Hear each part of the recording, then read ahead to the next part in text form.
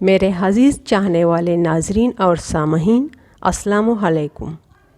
چونکہ آج کا میرا موضوع منشیات کے اوپر ہے، سو لہٰذا منشیات کو مد نظر رکھتے ہوئے میرے پاس آپ تمام گائز کے لیے ایک اسٹوری ہے۔ سوچا کیوں نہ پہلے یہ اسٹوری آپ گائز کے ساتھ شیئر کر لوں، اس کے بعد ڈرگس پر کچھ روشنی ڈالتے ہیں۔ ڈیئر فرینڈس، 6 افراد پر مشتمل ایک بہت ہی خوشحال اور بہت زیادہ خوش رہنے والی فیملی تھی۔ پورے خاندان کے اندر یہ ایک مثالی فیملی تھی۔ ان کے گھر سے اماں وقت کچھ گپیوں اور کہکوں کی آواز سدا گونجتی رہتی۔ ان کے گھر کا ماحول بہت ہی سکون اور راحت بھرا ہوتا۔ وقت کو گزرتے ہوئے دیر نہیں لگتی۔ بچے اب بڑے ہو چکے تھے۔ چھوٹا بیٹا تقریباً میٹرک کا اسٹوڈنٹ تھا کہ ایک دن اچانک کسی حادثے میں ابو کا انتقال ہو گیا۔ تقریباً والد کی برسی کے بعد امی جان نے تینوں بیٹیوں کی شادیاں کر دی، اور جو بینک بیلنس اور جمع پونجی تھی وہ ساری کی ساری تینوں بیٹیوں کی شادیوں میں خرچ ہو گئی۔ وہ تو شکر خدا کا کہ گھر کی چھت اپنی تھی، کرایہ نہیں دینا پڑتا۔ ماں گھر کا گزر بسر والد صاحب کے پینشن کے پیسوں سے کرتی۔ اب گھر کا واحد بیٹا اسکول سے کالج آ چکا تھا۔ ماں بیٹے کو لے کر کچھ پریشان سی رہنے لگی۔ ماں کو ایسا محسوس ہوا بیٹا کالج سے آنے کے بعد اب پہلے جیسا نہیں رہا۔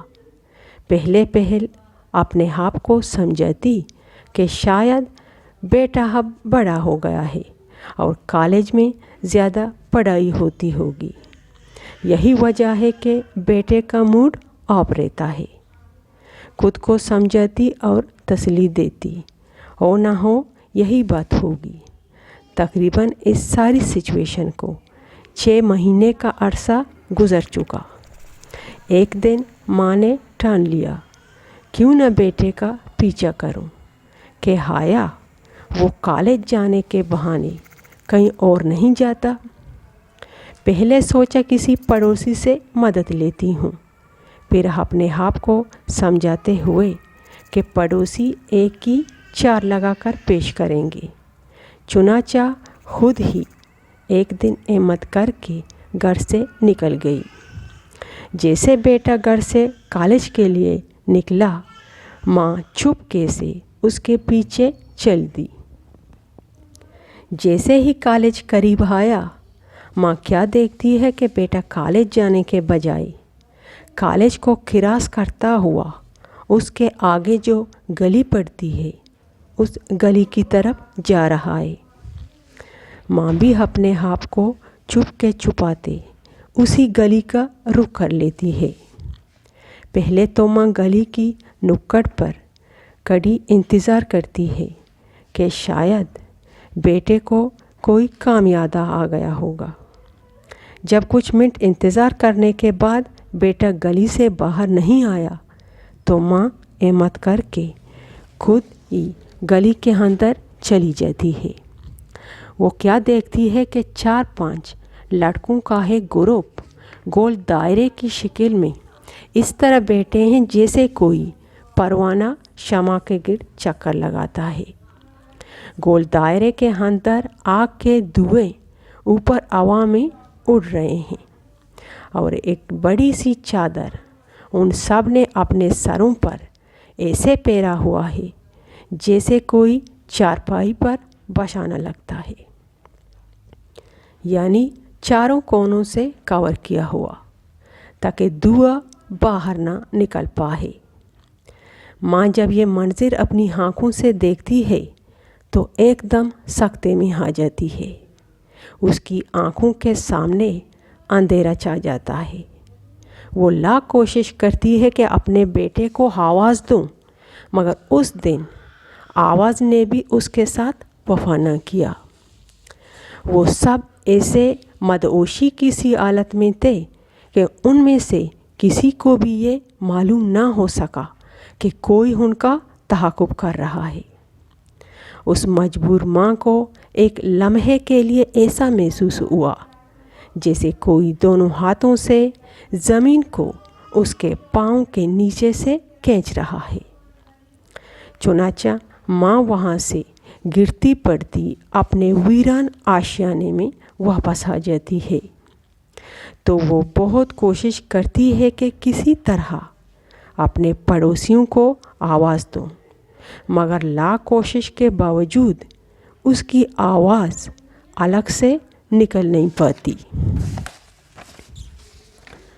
उसका दिल चाहता है कि फ़ोन घुमाऊं और अपनी बेटियों को अपनी बर्बादी की दास्तान सुनाऊं, मगर वो ऐसा कुछ नहीं कर पाई। उसी लम्हे उसे अपने बेटे की वो तमाम बातें, वो तमाम वादे याद आ जाते हैं जिस दिन उसके अब्बू का इंतकाल हुआ था। बेटा अपनी माँ को मुखातिब होकर कहता है, अम्मी जान, आप क्यों फ़िक्र करती हैं? आपका बेटा अभी ज़िंदा है, मैं आपका सहारा बनूंगा।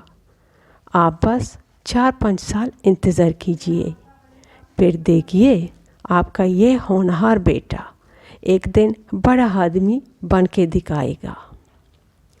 माँ अपने आंसू पोंछती हुई कहती है, अरे मेरा लख्त जिगर तो अपना सहारा ना बन सका, अपनी माँ और बहनों का सहारा क्या काक बनेगा? वो तो खुद किसी वीरान राहों में किसी गंदी नाली के किनारे बेसुध पड़ा होगा। दिल ने चाहा चीख चीख कर सारा मोहल्ला इकट्ठा कर लूं कि हाओ देखो, सही मानों में मैं आज बेवा हुई हूँ। अभी अभी अपने शोहर को दफना कर आ चुकी हूँ, मगर अफसोस, सद अफसोस, वो ऐसा कुछ कर नहीं पाई।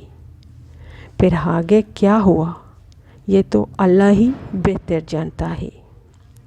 दूसरे दिन बेटियों को किसी हमसाए की तरफ से फ़ोन के ज़रिए इत्तला मिलती है कि आपकी अम्मी जान का इंतकाल हो चुका है। आप ज़रूर सोच रहे होंगे कि उस दिन बीबी जान घर में अकेली थी, फिर ये सारी बातें मुझे कैसे मालूम हुई? तो आपकी इत्तला के लिए अर्ज़ है कि बीबी जान को डायरी लिखने का शौक़ था। बीबी जान की बरसी के बाद जब कमरे की सफाई के दौरान बेटियों को वो डायरी मिली जिसमें सब कुछ दर्ज था, मगर उस डायरी में ये नहीं लिखा था कि मैं खुदकुशी कर रही हूँ। बीबी जान की मौत अब तक मुहम्मा बनी है। हर किसी की ज़ुबान पर है कलमा है। कोई कहता है कि बीबी जान ने खुदकुशी की है, कोई कहता है कि उसके निशाई बेटे ने उसे मार दिया होगा, मगर मेरा ये मानना है कि बीबी जान की मौत उसके बेटे के नशे की लत से हुई है। वो ये सदमा बर्दाश्त ना कर सकी और जान की बाजी हार गई। खैर, ये तो सिर्फ एक घर की कहानी है। न जाने ऐसे कितने घर होंगे जिन घरों के चिराग जलने से पहले ही बुझा दिए जाते हैं। किसी माँ का लाल तो किसी बीवी का शौहर, किसी बच्चे का बाप तो किसी बहन का भाई। अरे इस लत से तो 9-10 साल के बच्चे भी नहीं बच पाए। औरतें भी इस लत का शिकार हैं। आजकल तो इसकी खरीद व फरोख्त इतनी आम हो चुकी है कि कहीं भी मिल जाती है। आपके ख्याल में इन सब का जिम्मेदार कौन हो सकता है? उस बाग का माली जो ऐसी फसलों को परवान चढ़ाता है, या फिर उस बाग का मालिक जो ऐसी फसलों के जरिए, या फिर उस बाग का मालिक जो ऐसी फसलों के बीजों को किसान तक पहुंचाता है, या फिर वो खरीदार जो ऐसी फसलों को भारी मुआवजे के साथ उस बाग के मालिक से खरीदता है। یا اس فیکٹری کا مالک جو ایسی فصلوں کو پاؤڈر کی شکل دے دیتا ہے، یا پھر وہ سارا سسٹم جو ان سفید پاؤڈرز کو گلی گلی شہر شہر پھیلاتا ہے، کیونکہ بنا سسٹم کی مدد سے یہ ناممکن ہے کہ یہ گلی اور کوچوں میں بسکٹ اور ٹوفیوں کی طرح فروخت ہو۔ ایک دفعہ میرا کسی گاؤں میں جانے کا اتفاق ہوا۔ میں کیا دیکھتی ہوں کہ ایک عورت ڈرگ بیچنے میں مصروف ہے۔ ایک منٹ کے لیے میں نے یہ نظارہ دیکھا، پھر مجھ سے رہا نہ گیا۔ میں نے ہمت کر کے پوچھ ہی لیا، اس دنیا میں کرنے کے لیے تو بہت سے کام ہیں، پھر آپ نے یہ پیشہ ہی کیوں چنا؟ پہلے تو مجھے وہ بغور دیکھتی رہی، پھر غصے سے کہنے لگی، کیا آپ کو لگتا ہے کہ میں نے کوئی اور کام نہیں کیا ہوگا؟ میں نے سب وہ کام کر کے دیکھ لیے، مگر ان سارے کاموں کو کرنے سے میرے گھر میں صرف ایک وقت کا کھانا پکتا، مگر جب سے میں نے یہ کاروبار شروع کیا ہے، اب میرے بچے رات کو خالی پیٹ نہیں سوتے۔ اب میرے گھر کا چولہا دن میں 3 دفعہ جلتا ہے۔ اب میرے بھی بچے اسکولوں میں پڑھتے ہیں۔ اب میرے بچوں کو 10 روپے کے بسکٹ کے لیے آپس میں لڑنا نہیں پڑتا۔ اب میں اور میرے بچے ایک خوشحال زندگی گزار رہے ہیں۔ بس میڈم جی، میرا منہ نہ کھلوائیں۔ وہ یہ کہتے ہوئے آگے کو چل دی۔ ایک لمحے کے لیے اس کی آنکھوں کی نمی نے میرے لب سی لیے۔ اگر صحیح معنوں میں دیکھا جائے، کہنے کو تو وہ صحیح کہہ رہی ہے۔ لوگ اسی کام کو دل لگا کر کرتے ہیں جس کام میں منافع زیادہ ہوتا ہے، پھر چاہے وہ حلال کام ہو یا پھر حرام۔ 20,000 کا مال بیچو، بدلے میں 20,000 منافع ملتا ہے، وہ بھی ایک ہی دن میں۔ یہ کیسا سسٹم ہے جو خود اپنے ہی ہاتھوں اپنی جڑوں کو کاٹ رہا ہے؟ کیا ہماری قوم اتنی کمزور ہے کہ چند پیسوں کی ہوس اپنا ایمان تک بیچ رہی ہے؟ اگر آپ اور ہم اپنی مدد آپ کہتے ہیں، اپنے محلے اور قصبوں سب مل جل کر اس کاروبار کو روکنے کی کوشش کریں تو ممکن ہے ایک حد تک ہم کامیاب ہو جائیں۔